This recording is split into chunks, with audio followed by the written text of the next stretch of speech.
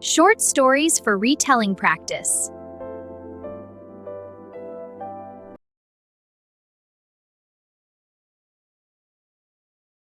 A child drops an ice cream. He feels sad. His mother buys him another one.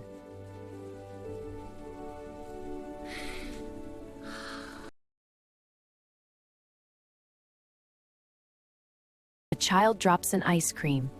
He feels sad. His mother buys him another one.